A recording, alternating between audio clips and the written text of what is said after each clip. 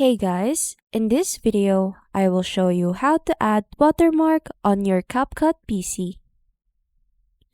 First, go over ahead and create a project, and after that, import your video.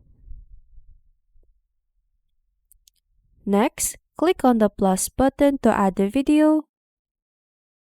And then from here, what you're going to do is to add the text.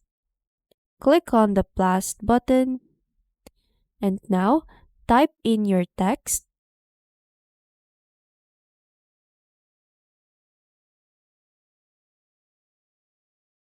Next, enlarge the font size to 23.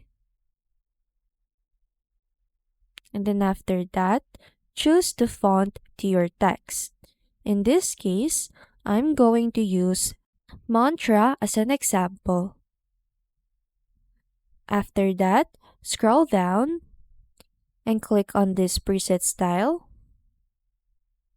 And then scroll down again.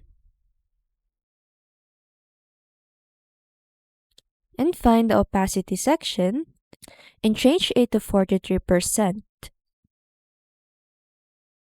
Now, adjust the length of your text, same as the length of your video.